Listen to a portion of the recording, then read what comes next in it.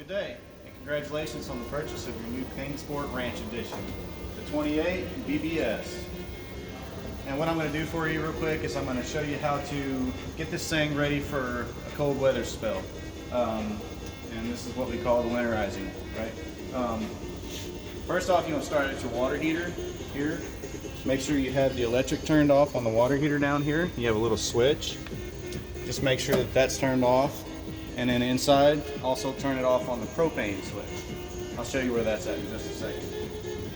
But here you can bleed off any pressure that you might have. I'm not going to actually do it, but you can bleed off the pressure in the water heater.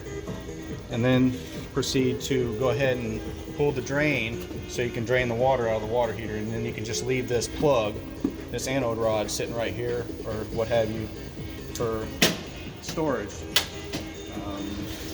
Let's move inside and I'll show you where some more stuff is.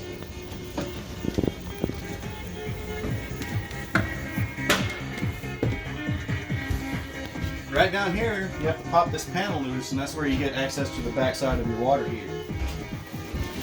So what I would do is you have the hot water out and the cold line in. Is if the valve is pointed at the back of the tank, that means the water is flowing through the tank. Go ahead and turn these valves away from the tank, pointing towards the lines, and that will put your water heater in bypass. Okay, just like that. So now your water heater is drained, and if you were to pump fluid into the lines, the antifreeze solution, it will go around the water heater versus spending a lot of money trying to fill that puppy up with winterizing solution. So that would be the winterized mode right there. Just put it in the bypass.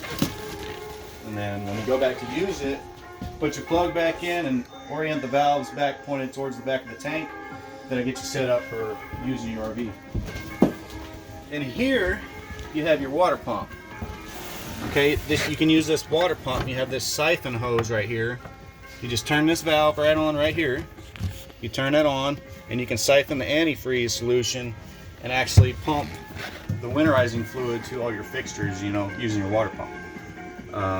Down here is another valve. That valve is just picking up water from the freshwater tank. So you can just turn it on and off as needed. So if you don't want to pick up water from the fresh tank, you just turn that valve off and then use this to siphon the fluid. So it's just like that. You can pump your lines full that way using the pink fluid, is like what I call it. Fill all your fixtures up with pink fluid, run it into the P-traps, in the shower, all the sinks. And let's see, let's go outside again.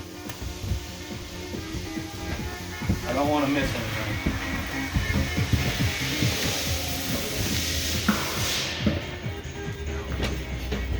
If you don't want to do the pink fluid method, there is another method you can do to where you can drain your water lines on the RV. Right up under here, behind this framework, these little caps, you just pull these caps off and it'll drain the water out of the lines. Just go inside and open some fixtures and then let that water drain out.